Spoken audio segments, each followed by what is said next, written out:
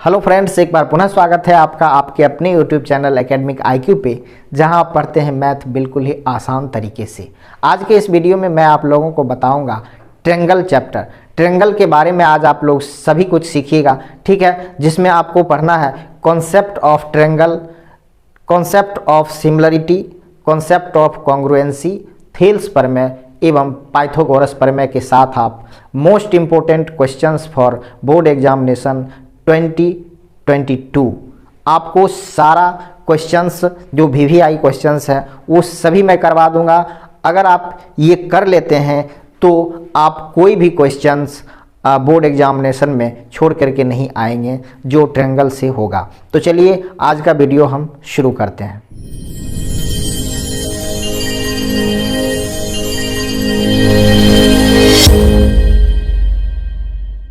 तो चलिए देखते हैं कॉन्सेप्ट ऑफ ट्रायंगल। ट्रायंगल क्या होता है, सबसे पहले हमें ये समझना है, ठीक है। तीन भुजाओं से घिरे हुए बंद आकृति को हम ट्रायंगल कहते हैं। जैसे आप देखिए एग्जाम्पल में यहाँ पे हम इस आकृति को देखते हैं, ठीक है। ये आकृति जो है एक ट्रायंगल है क्योंकि इसमें तीन भुजाएं हैं और तीन भुजाओं से घिरे हुए ये बंद आकृति है, ठीक है। ध्यान दीजिए कि थ्री साइड्स जो होते हैं, तीन भुजाएं जो होती है उससे घिरी हुई होनी चाहिए और आकृति बंद होना चाहिए, ठीक है। जैसे अगर हम इस आकृति को ले लें, ठीक है, तो ये आकृति जो है थ्री साइड्स तो इसमें है, तीन भुजाएं तो इसमें है, लेकिन ये बंद आकृति नहीं है, ठीक है। इसीलिए ये बंद आकृति नहीं है अगर हम इसको देखें तो, इसीलिए इसको जो है हम त्रिभुज नहीं कहेंगे, ठीक है। इसको हम ट्रायंगल नहीं कहेंगे। ट्रायंगल ये होगा, ये नहीं होगा, ठीक है। इसको हम ट्रायंगल नहीं कहेंगे। ट्रायंगल आप समझ गए, ठीक है। अब हम जान लेते हैं त्रिभुज के कुछ प्रॉपर्टीज होते हैं। वैसे तो आप जानते होंगे लेकिन हम आपको रिकॉल करा देते हैं कि त्रिभुज के कुछ प्रॉपर्टीज होती है। जैसे कि आप जानते हैं कि त्रिभुज में तीन कोण और तीन भुजाएं होती है। अगला होता है कि त्रिभुज के तीनों कोण का योग 180 डिग्री होता है। उसके बाद त्रिभुज के तीनों बाह्य कोण का योग 360 डिग्री होता है। और उसके बाद त्रिभुज में दो भुजाओं का योग तीसरी भुजा से बड़ी होती है, ठीक है। तो ये त्रिभुज के कुछ प्रॉपर्टीज होते हैं, ठीक है। अब हम सिमिलरिटी की ओर बढ़ते हैं, ठीक है। सिमिलरिटी का कॉन्सेप्ट को समझते हैं कि आखिर सिमिलरिटी क्या होता है। अब ये सिमिलर फिगर होता क्या है, ठीक है। सिमिलर फिगर हम उस आकृति को कहेंगे जिस आकृति का शेप जो है वो समान होता है, शेप सेम होते हैं, किंतु उसकी जो साइज होता है वो भिन्न भिन्न होंगे, लेकिन उसका जो रेशियो होगा वह समान होना चाहिए, वो बराबर होना चाहिए, ठीक है। तभी जाकर के उसे हम सिमिलर आकृति कहेंगे, ठीक है। अगर त्रिभुज सिमिलर है तो उस त्रिभुज का शेप समान होना चाहिए, किंतु उसकी जो साइज है वो रेशियो में समान होना चाहिए, ठीक है। तो चलिए देखते हैं, हम कुछ एग्जाम्पल्स आपके सामने देते हैं। ये सारी आकृति जो है ये सिमिलर आकृति है, समरूप आकृति है, ठीक है। समरूप का मतलब होता है जिसका रूप समान हो, ठीक है। आकृति में रूप उसका समान होना चाहिए, शेप उसका समान होना चाहिए, ठीक है। लेकिन इसका साइज भी समान हो ये जरूरी नहीं है, लेकिन हाँ साइज जो है वो रेशियो में बराबर होना चाहिए। इस साइज का जो रेशियो होता है वो बराबर होना चाहिए। हम इसको आपको समझाते हैं, ठीक है, इस आकृति की मदद से। देखिए ये जो आकृति दिया हुआ है ये देखने में क्या है, ये देखने में सेम है। इस आकृति को देखिए, देखने में जो इसका शेप है, जो इसका आकार है वो समान लगता है, ठीक है। इसको देखिए, देखने में आकार जो है ये समान लगता है, लेकिन इसका जो साइज है वो ये बड़ा है ये छोटा है, ये बड़ा है ये छोटा है, ये बड़ा है ये छोटा है, ठीक है। तो कहने का मतलब ये है कि शेप समान होना चाहिए, लेकिन साइज जो है वो बड़ा छोटा हो सकता है, लेकिन उसका रेशियो जो है वो बराबर होता है, ठीक है। उसका रेशियो समान होना चाहिए, ठीक है। रेशियो कहने का मतलब ये हुआ कि अगर हम ये भुजा और ये भुजा इस दोनों संगत भुजा को लेंगे, इसे हम संगत भुजा या कॉरेस्पॉन्डिंग साइड बोलते हैं, ठीक है। तो इन भुजाओं का जब हम रेशियो लेते हैं, ठीक है, तो वो समान होना चाहिए, ठीक है। यही मेन डेफिनेशन होता है हमारे पास, जो सिमिलर का डेफिनेशन है वो यही होता है, ठीक है। तो चलिए अब हम आगे बढ़ते हैं और हम थोड़ा सा कॉन्ग्रुएंसी को समझ लेते हैं। सर्वांगसम का जो कॉन्सेप्ट होता है उसको समझ लेते हैं, ठीक है। चलिए देखते हैं अब हम जानते हैं कि कॉन्ग्रुएंसी क्या होता है, ठीक है। कॉन्ग्रुएंसी जिसको हम हिंदी में सर्वांगसम कहते हैं, सर्वांगसम जो होता है ये 3 शब्दों से बना हुआ है, सर्व, अंग और सम, ठीक है। इसका मतलब होता है कि वैसी आकृति जिसका सभी अंग सम हो, सभी अंग बराबर हो, उसे हम सर्वांगसम आकृति या फिगर बोलते हैं, जिसको हम कॉन्ग्रुएंट फिगर बोलते हैं, ठीक है। और ये जो होते हैं इसका जो नेचर होता है कि ये बिल्कुल समान होते हैं। जब हम एक आकृति को एक आकृति पर दूसरे आकृति को रखते हैं तो वो उसे पूरी तरह से ढक लेता है। जैसे कि आप ये देख लीजिए कि अगर हम यहाँ पे एक आकृति ऐसे बना देते हैं, ठीक है, ये एक आकृति इस तरह से बना देते हैं और एक दूसरा आकृति हम इस तरह से दूसरा आकृति हम बना लेते हैं, दूसरा आकृति हम, ठीक है, इस तरह से बना लेते हैं, ठीक है। ये दोनों आकृति जो है अगर इस आकृति को इस पे हम रख दें, ठीक है, तो क्या होगा कि इस नीचे वाले आकृति इस आकृति में पूरी तरह से छिप जाना चाहिए। तो उस तरह की जो आकृतियां होती है उसे हम सर्वांगसम कहते हैं। सर्वांगसम में क्या होता है कि शेप और साइज दोनों बिल्कुल ही समान होते हैं, उसमें कहीं भी किसी भी प्रकार का अंतर नहीं होता है, ठीक है। वैसे जो कॉन्ग्रुएंट फिगर होता है उसे हम लोगों को नहीं पढ़ना है, हम लोगों को मुख्य रूप से सिमिलर फिगर के बारे में पढ़ना है। सिमिलर फिगर उसमें भी ट्रायंगल के बारे में पढ़ना है इस चैप्टर में, ठीक है। तो सिमिलर ट्रायंगल के बारे में मुख्य रूप से हमें इस चैप्टर में जानना है। तो अब हम सिमिलर ट्रायंगल पे आएंगे कि सिमिलर ट्रायंगल का जो कॉन्सेप्ट होता है वो क्या होता है, किस तरह से कोई ट्रायंगल सिमिलर होते हैं, उसके क्या कंडीशंस होते हैं, उसे हम अब देख लेते हैं। देखिए, कोई भी त्रिभुज जो होता है वो समरूप होता है, ठीक है, वो सिमिलर होता है। तो इसके क्या कंडीशंस होते हैं, किस कंडीशन से हम कहेंगे कि वो सिमिलर होता है, ठीक है। तो चलिए देखते हैं। इसके 2 कंडीशंस होते हैं, किसी भी त्रिभुज को हम सिमिलर तभी कह सकते हैं। देखिए, फर्स्ट कंडीशन है कि जब 2 त्रिभुज का संगत कोण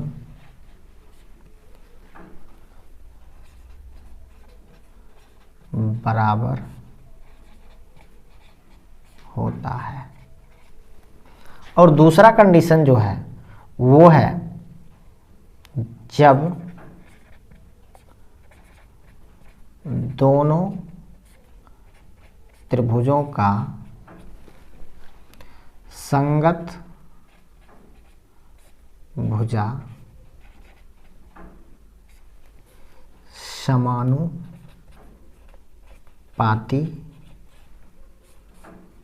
होते हैं। अगर ये दोनों कंडीशन किसी भी त्रिभुज में अगर फॉलो कर रहा है तभी जाकर के वो क्या होंगे, एक समरूप त्रिभुज होंगे, एक सिमिलर त्रिभुज होंगे। जैसे ये देखिए, इस त्रिभुज में क्या है कि अगर ये कोण इस कोण के बराबर है, ये कोण इस कोण के बराबर है, ये कोण इस कोण के बराबर है, ठीक है, तो हम कह सकते हैं कि ये त्रिभुज जो है वो सिमिलर ट्रायंगल है, ठीक है, सिमिलर त्रिभुज है, ठीक है। और सिमिलर त्रिभुज का जो सिंबल होता है वो इस तरह का होता है, ये सिमिलर का जो है वो सिंबल है, ठीक है।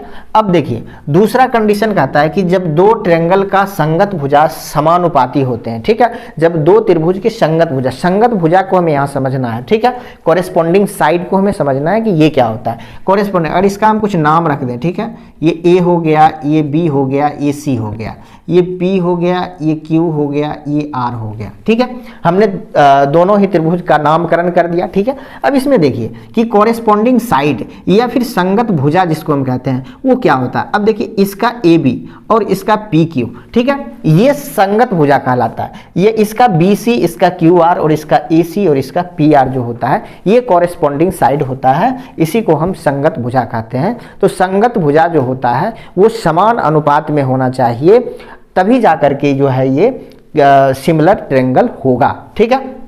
अब समान अनुपात का क्या मतलब होता है, जैसे इसका ए बी और बटे इसका पी क्यू, ये जो भुजा का अनुपात है, ठीक है।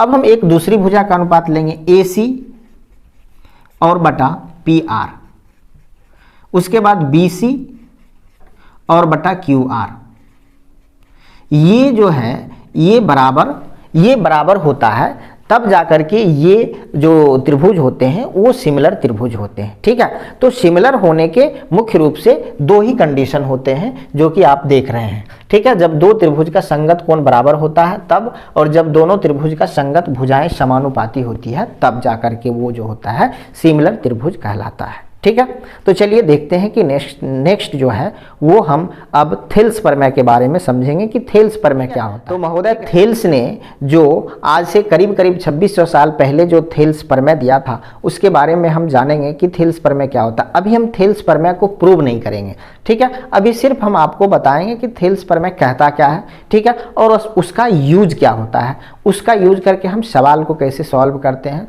उस पे सवाल कैसे आता है। ठीक है, इन चीज़ों को समझना है। ठीक है, उसके बाद थेल्स प्रमेय का जो विलोम होता है उसको भी हम समझ लेंगे। ठीक है, चलिए तो देखते हैं कि थेल्स प्रमेय क्या कहता है। ठीक है, थेल्स प्रमेय कहता है कि किसी भी त्रिभुज का एक भुजा जो है उसके समांतर अगर कोई भुजा खींची जाती है, ठीक है, तो बाकी जो दो भुजाएं हैं जिसको वो काटती है, ठीक है, वो समान अनुपात में काटती है। देखिए, आप घबराइएगा मत कि आपको समझ में नहीं आ रहा है, हम आपको समझाएंगे फिगर बना करके।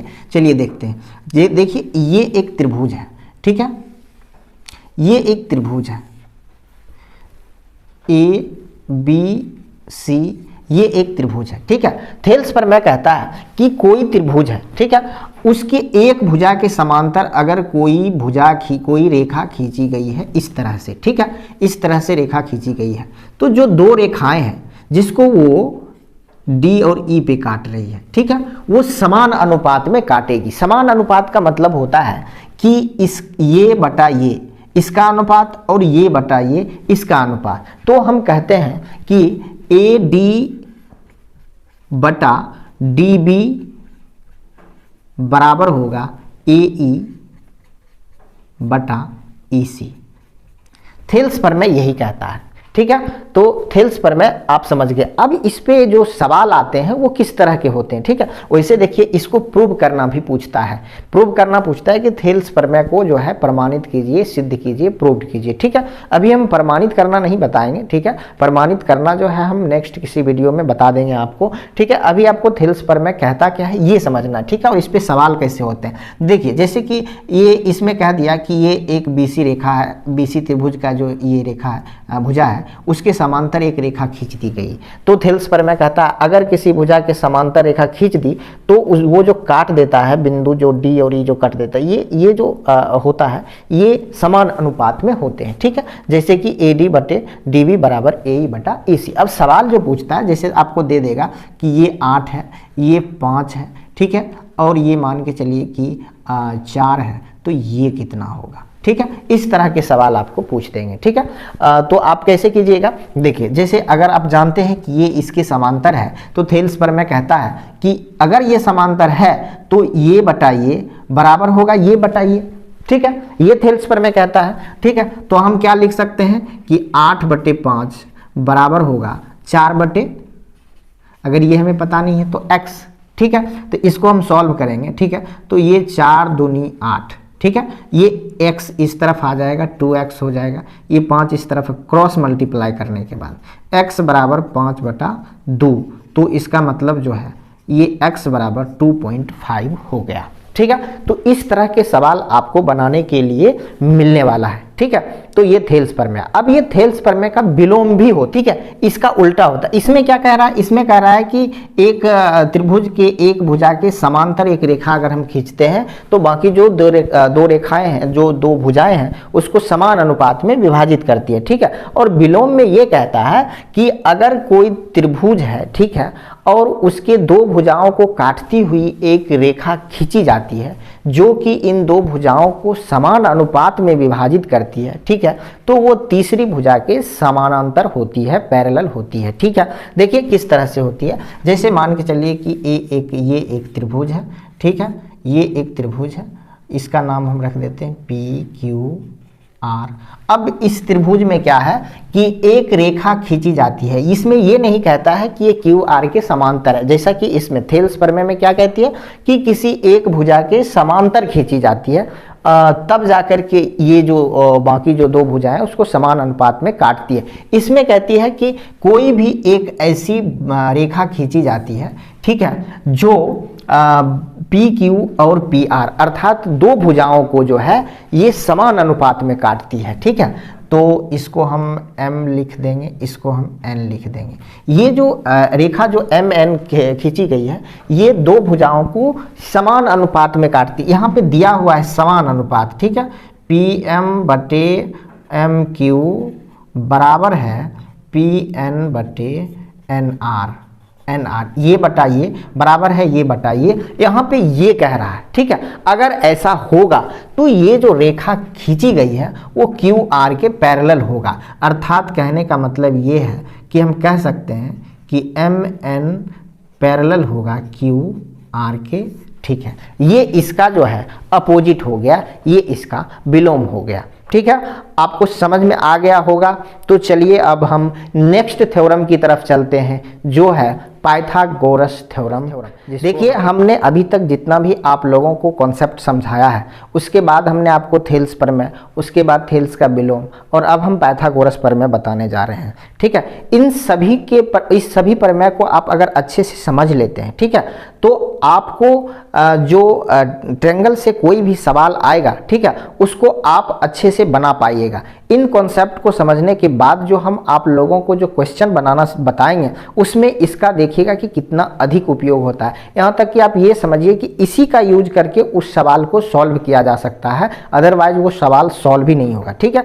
इसीलिए ये बहुत ही इंपॉर्टेंट है, इसे आप ध्यान से समझिए, ठीक है। अगर आप इसे ध्यान से समझ गए तो आप निश्चित रूप से सवाल को भी अच्छे से समझ पाइएगा और उसको सॉल्व कर पाइएगा, ठीक है। तो चलिए देखते हैं पाइथागोरस प्रमेय। तो पाइथागोरस प्रमेय को हम कहाँ यूज करते हैं, किस तरह के ट्रायंगल में वो यूज होता है। पाइथागोरस प्रमेय का जो यूज होता है वो मुख्य रूप से राइट एंगल ट्रायंगल में यूज होता है, समकोण त्रिभुज में यूज होता है, ठीक है। देखिए पाइथागोरस जो एक गणितज्ञ थे उन्होंने ये प्रमेय को दिया था, ठीक है। देखिए राइट एंगल ट्रायंगल तो आप जानते ही हैं किसे कहते हैं, जिसका एक एंगल राइट एंगल होता है, ठीक है, अर्थात 90 डिग्री का होता है, समकोण होता है, ठीक है। तो देखिए ये एक एंगल जो है ये 90 डिग्री का हो गया, इसका हम नाम रख देते हैं, ये ए हो गया, ये बी हो गया, ये सी हो गया, ठीक है। ये हो गया राइट एंगल ट्रायंगल अर्थात समकोण त्रिभुज, ठीक है। इस समकोण त्रिभुज के बारे में जो कॉन्सेप्ट जो प्रमेय दिए थे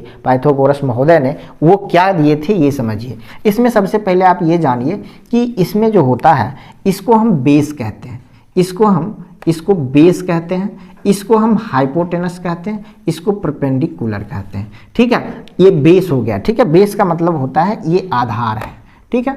इसको हम हिंदी में आधार बोलते हैं, इसको हम हिंदी में कर्ण बोलते हैं, ठीक है। इसको हम लंब बोलते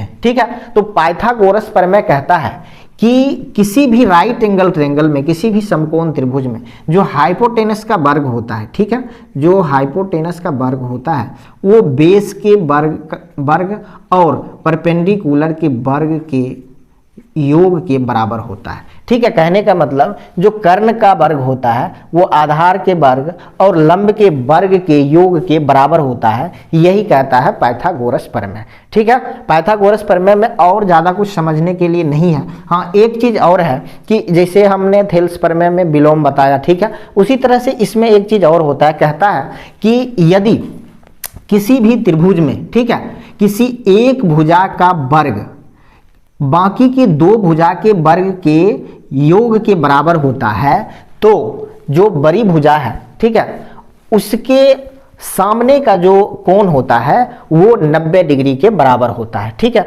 कहने का मतलब इसके अपोजिट ये हो गया, जैसे थेल्स प्रमेय के विलोम होता है वैसे ही इसमें भी है, ठीक है। तो चलिए आप लोग थेल्स प्रमेय को भी अच्छे से समझ गए होंगे, ठीक है। अब हम नेक्स्ट वीडियो में लेकर के आएंगे जो मोस्ट इम्पोर्टेंट क्वेश्चंस जो है जो बिहार बोर्ड 2022 में पूछने वाला है ट्रायंगल से, वो सारे क्वेश्चन को लेकर के हम आएंगे और एक एक जो क्वेश्चन है उसको हम सॉल्व करके आपको दिखाएंगे। आप प्रैक्टिस कीजिएगा और मैं आपको विश्वास दिलाता हूं कि आप कोई भी क्वेश्चन जो है बिना बनाए आप वापस नहीं आ सकते हैं। तो चलिए मिलते हैं नेक्स्ट वीडियो में। अगर आप लोगों ने चैनल सब्सक्राइब नहीं किया है तो चैनल जरूर सब्सक्राइब कर लें, बेल आइकन को भी प्रेस कर लें, क्योंकि आपको समय पे नोटिफिकेशन मिलेगा और आप उसे समय पर प्रैक्टिस कर पाएंगे, तभी जाकर के आप ट्रायंगल चैप्टर को अच्छे से समझ पाएंगे। तो चलिए मिलते हैं नेक्स्ट वीडियो में, तब तक के लिए थैंक यू।